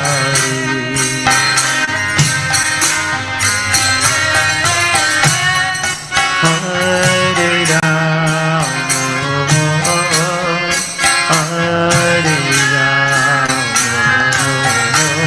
Rama Rama Hare Hare Ribo Ribo Ribo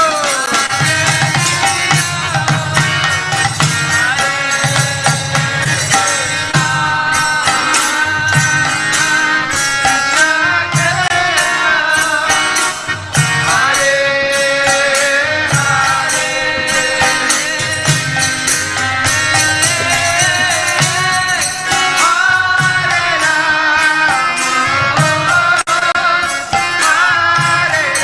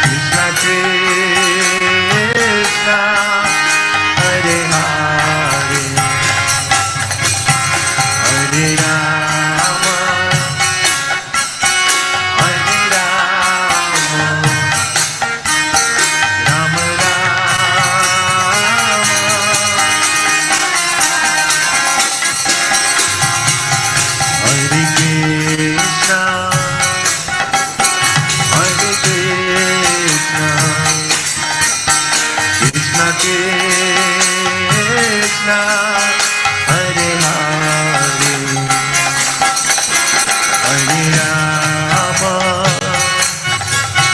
Hare Rama, Rama Rama, Hare Hare. Riva, Riva, Riva. Hare Krishna.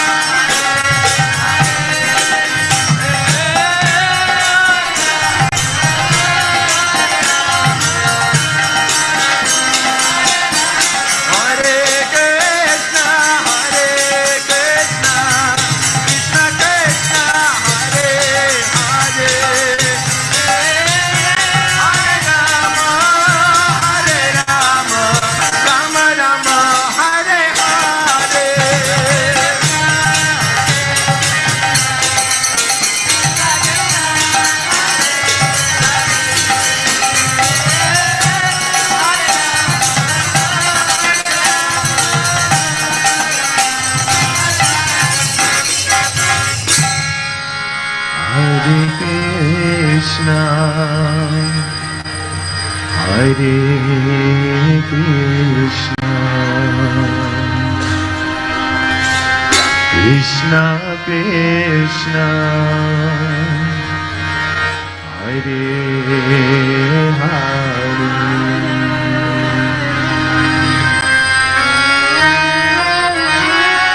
Hare Rama.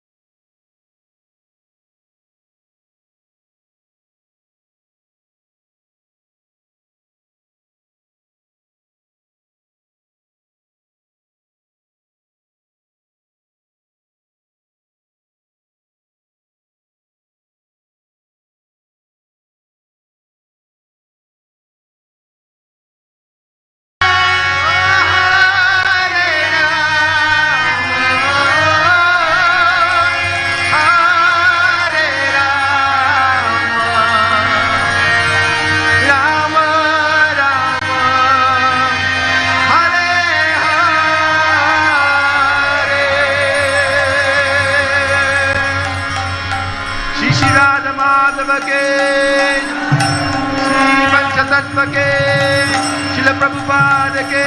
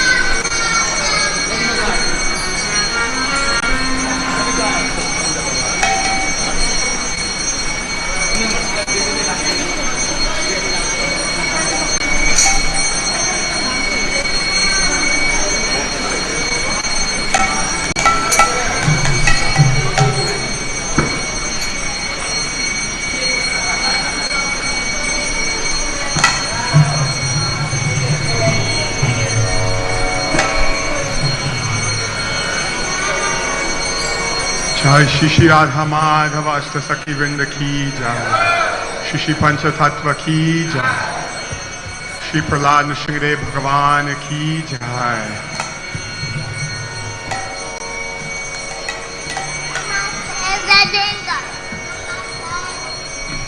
Today is the last day of the World Holy Name Festival that has been taking place internationally all around the world. Devotees from every country, from every time zone, have put special attention towards their chanting, towards singing, towards coming together, and towards sharing the holy name in Harinam Sankirtan with others. This is for one whole week.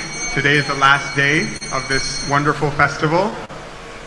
And we're very grateful to the Mayapur team, the Mayapur Kirtan teams, the Mayapur Kirtaniyas, the Mayapur temple authorities that have graciously allowed Kirtan to happen every single night in the temple room for the pleasure of their lordships and for the pleasure of all the devotees around the world who have tuned in to Mayapur TV and various other sites that are streaming this festival. So we're very grateful to everyone.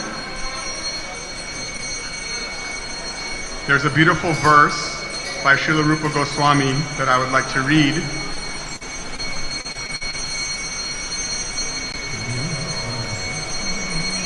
Nikhila Shruti Moli Ratnamala Jyoti Nirajita Pada Pankajantam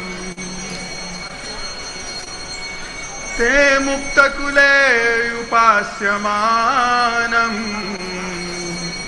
Paritastvam Harinamam Samsayami. O Harinam, the tips of the toes of your lotus feet are constantly being worshipped by the glowing radiance emanating from the string of gems known as the Upanishads, the crown jewels of all the Vedas. You are eternally adored by liberated souls such as Narada and Shukadev. O Harinam, I take complete shelter of you. Let's say that last line together. O Harinam, I take complete shelter of you. O Harinam, I take complete shelter of you. Even just the radiance from the toenail of the holy name is glorified by all the Vedas.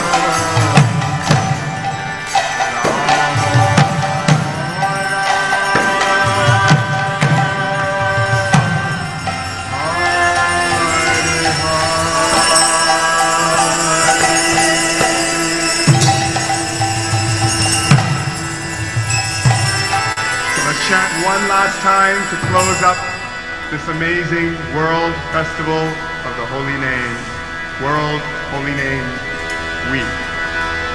Please take a deep breath. All together. Hare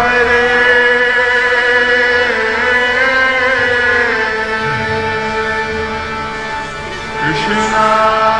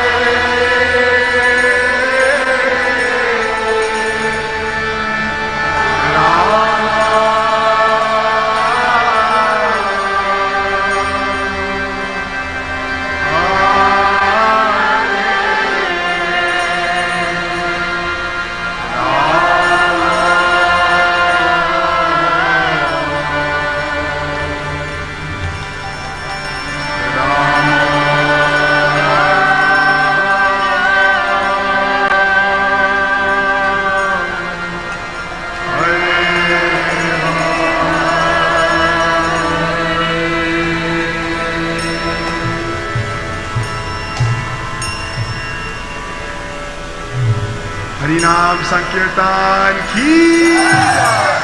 Hare Krishna Mahamantra ki jai. Shri Krishna Chaitanya Mahaprabhu ki jai. Shri Radha Madhava Astasati Vrinda ki jai.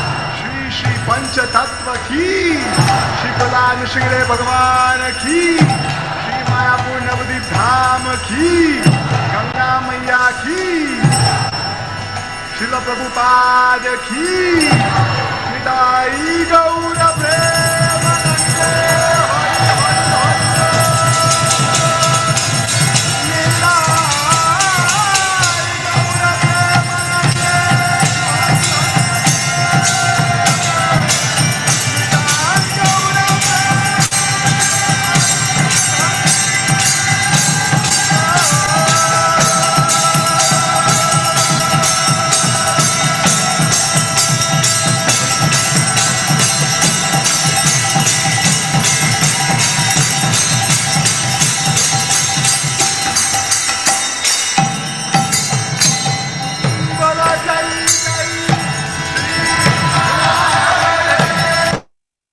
It's fantastic, fantastic, fantastic. What a wonderful last 7 days we spent all together. Thank you so much. This is because of the Mayapur.tv who is actually arranging the special broadcast for us.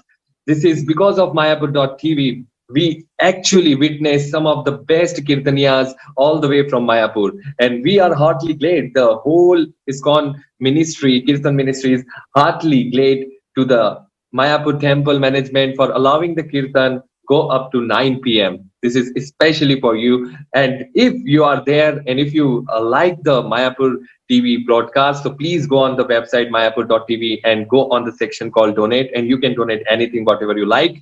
And now my special thanks to all of you. This is because of you. This event is going to be huge success all across the world. This is because of the you. This festival is celebrated all across the globe. And this is because of the you. This festival is actually taking the massive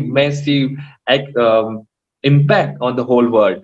You are just here because of His Divine Grace A.C. Bhaktivedanta Swami Srila Prabhupada. And don't forget, this festival is actually happening every year from 17th to 23rd September. So please don't forget to join us. This is a revolution we want to create. So please make a vow to come here every year. And this is actually just a beginning, just like I mentioned earlier in the show. This is actually beginning. You can go outside and still make a video for like any of your friend, any colleague, and send it to us all this year, right? You have to promise me, right? You have to promise me. Give me virtual promise. Okay, yeah, sure. So don't forget, this festival is actually organized by ISKCON Kirtan Ministry. The chairman is Jagannath Kirtananand Prabhuji, under the guidance of His Holiness Shri Krishna Chaitanya Swami Maharaj, and our team is there. They said we don't mention our name, but I can't stop myself. Hare Krishna ji, Radhika Mataji, who is handling all the Zoom thing, and His Grace Govinda Prabhuji, he's the person behind. He's always behind for the YouTube and the other telecasts. We are heartily blessed, and I want to show my heartful thanks to His Holiness Jai Pataka Swami Maharaj, His Holiness Jai Advait Swami Maharaj, His Holiness Swayam Bhagavat Keshav Swami Maharaj, His Grace Mahatma Prabhuji, His Grace Harisuri Prabhuji, His Grace Bhurijan Prabhuji, His Holiness Bhanu Swami Maharaj, His Holiness Loknath Swami Maharaj, and for a pronunciation class we have His Holiness, His Grace Nityananda Prabhuji, His Grace Tulsi Vallabh Prabhuji, His Grace Atul Krishna Prabhuji, and His Holiness Jananandas Goswami Maharaj, and His Divine Grace Bhaktivedanta Swami Shila Prabhupada. How can we forget? Because of him we are all together, right? So the name is actually the endless name, and special thanks to all of you. Because of you we are arranging this whole thing. So Prabhuji and Mataji, for the conclusion thing, we have a special presentation for you. So for the final conclusion, please, again I want to remind you, this is just a beginning. Don't forget to come next year, right? This is a revolution we want to create. Don't forget to send us a video of your friend asking to chant one time Hare Krishna Maha Mantra and send it to us. We can upload it in a very beautiful website called fortunatepeople.com and ISKCON Kirtan Ministries website. So thank you so much. This is it from the presentation area. What can I do from tomorrow? I need to know. Thank you so much, Prabhuji and Mataji, one more time. Hare Krishna, please bless me and I will pray for you. Thank you so much to all of you for joining this World Holy Name Festival. And this conclusion session is coming on your way. Hare Krishna.